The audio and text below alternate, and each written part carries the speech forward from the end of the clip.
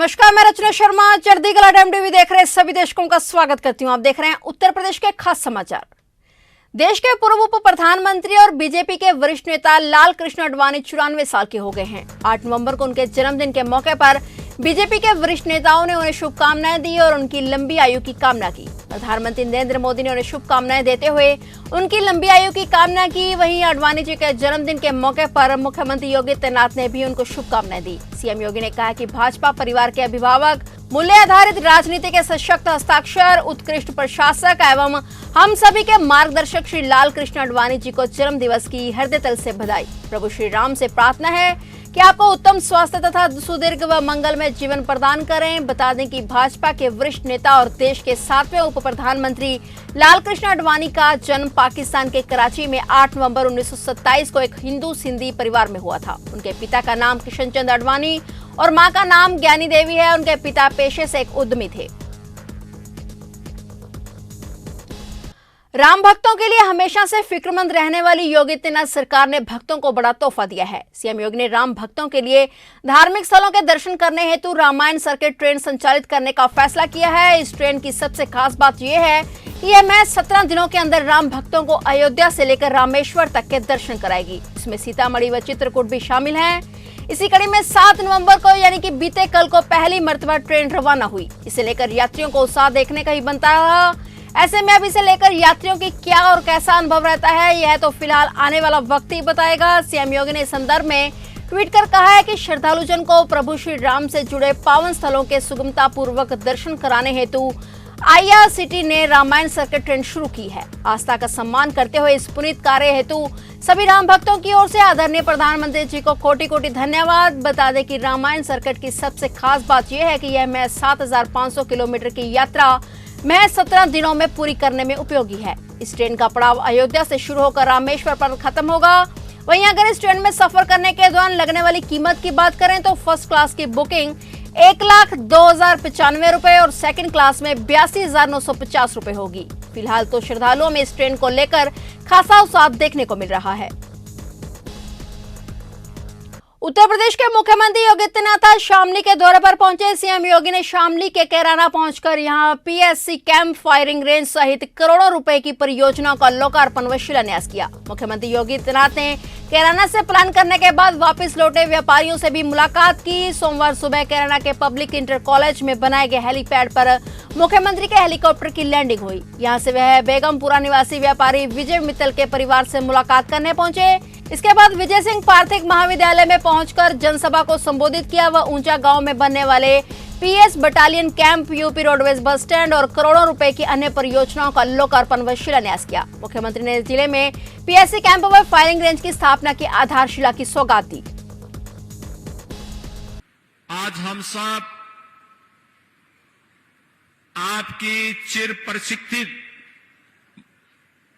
मांगों को यहां पर पूरा करने के लिए आए हैं। मैं इस अवसर पर धनतेरस, दीपावली, गोवर्धन पूजा, भैया दूज और हम अगले 3 दिन के अंदर ही गोपाष्टमी का पावन पर्व भी मनाएंगे। इन सब की बधाई आपको देते हुए आप सभी भाइयों बहनों का मैं हृदय से अभिनंदन करता हूं। भाइयों बहनों, याद करिए 2017 में भी मैं शामली में आया था। अन्य कार्यक्रमों के सिलसिले में मेरा आना होता रहा है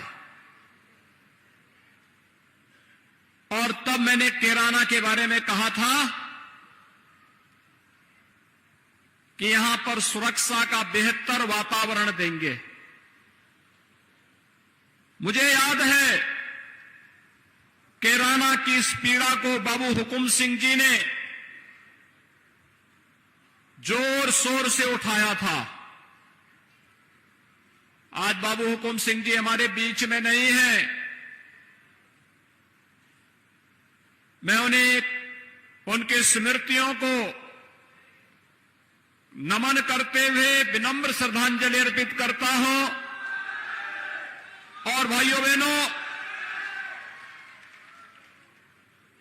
इस क्षेत्र के बारे में जो विकास की उनकी सोच थी, विकास की सोच को आगे बढ़ाने के लिए आज हम सब इस पश्चिमी उत्तर प्रदेश के कभी प्रमुख व्यापारिक केंद्र के रूप में रहे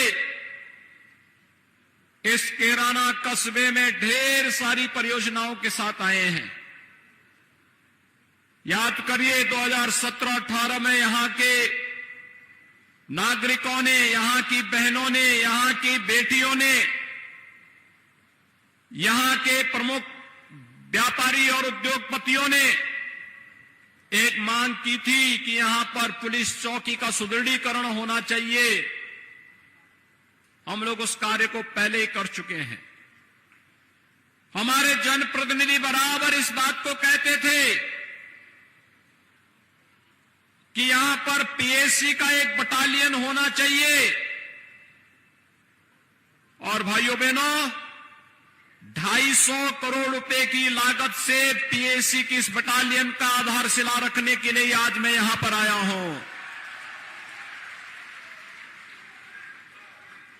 1278 पीएससी के जवान रहेंगे यहां पर।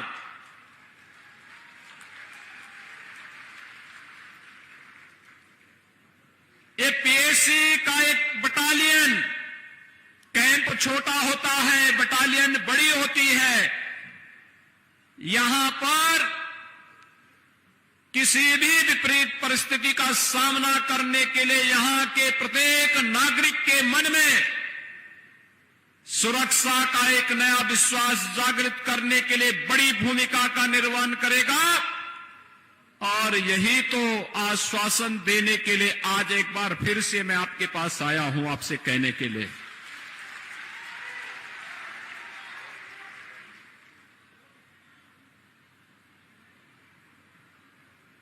मुजफ्फरनगर का दंगा रहा हो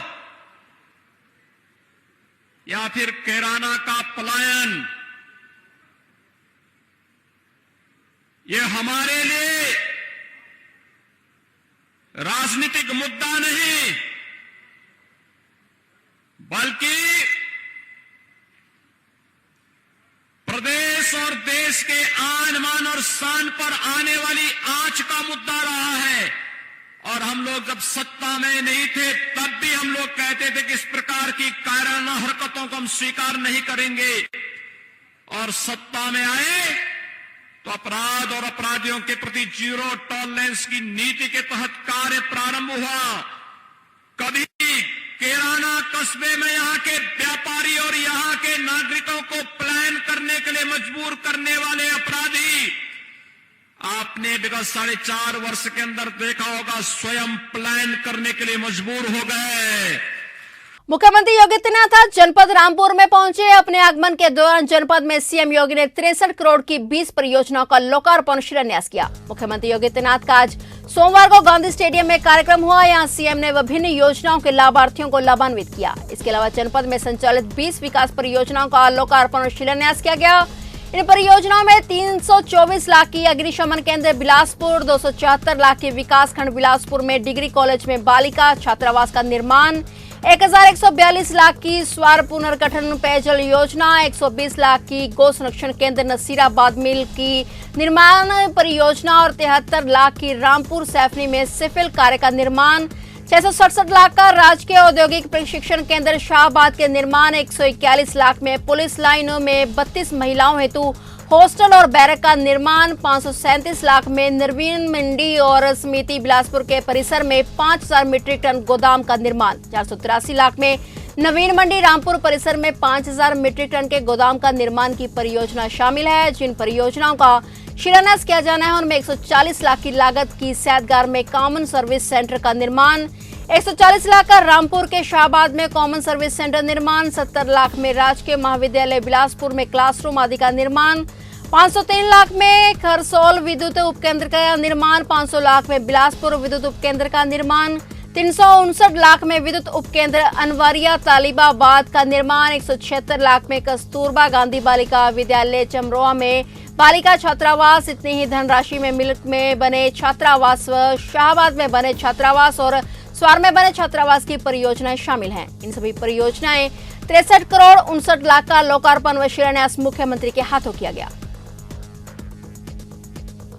उत्तर प्रदेश के मुख्यमंत्री ने आज सोमवार को जहां शामली जिले में 426 करोड़ रुपए की 114 विकास परियोजनाओं का लोकार्पण और शिलान्यास किया, वहीं शामली और कैराना में पलायन करने के बाद वापस लौटे परिवारों से मुलाकात भी की। सीएम योगी आज दोपहर 12 बजे कस्बा कैराना में पलायन करके गए और फिर वापस आए परिवारों से भेंट करने पहुंचे और उनका हाल चाल जाना। इस दौरान सीएम योगी ने यहां पलायन करने वाले परिवारों के प्रति अपनी संवेदनाएं जताई। 1990 के दशक के प्रारंभ में राजनीति के अपराधीकरण और पेशेवर अपराधियों के राजनीतिकरण का दुष्परिणाम कैराना और कांधला जैसे कस्बों ने झेला है। यहां पर हिंदू व्यापारी और अन्य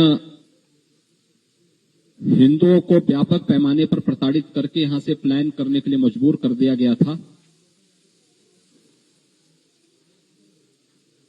देश के अंदर ये समाचार काफी सुर्खियों में भी था। 2017 के बाद अपराध और अपराधियों के प्रति जीरो टॉलरेंस की नीति के तहत सरकार ने जो कार्रवाई की थी, उसके परिणाम स्वरूप इस कस्बे में शांति आई। बहुत सारे परिवार वापस आए हैं।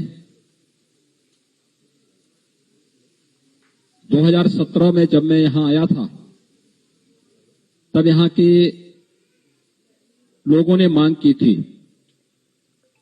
कि सुरक्षा की दृष्टि से यहां की चौकी के सुदृढ़ीकरण और यहां पर पीएसी एक बटालियन की स्थापना हो। चौकी के सुदृढ़ीकरण की कार्रवाई पहले ही हो चुकी थी और यहां पर पीएसी के एक बटालियन की स्थापना की कार्रवाई के लिए आज मैं स्वयं यहां पर आया हूं और कुछ उन परिवारों के साथ भी मैंने संवाद किया है जो पिछली सरकारों के राजनीति के अपराधीकरण के शिकार हुए थे। उसमें से ज्यादातर परिवार वापस आ चुके हैं। उनमें एक विश्वास जगा है और हमारी सरकार ने इस बात के लिए यहां के हर एक परिवार को आश्वस्त किया है कि सरकार अपराध और अपराधियों के प्रति जिस जीरो टॉलरेंस की नीति के तहत कार्य कर रही थी, वह हमारी रणनीति निरंतर आगे भी चलेगी। और यही आश्वासन देने के लिए आज मैं स्वयं इस कैराना कस्बे में भी आया हूं।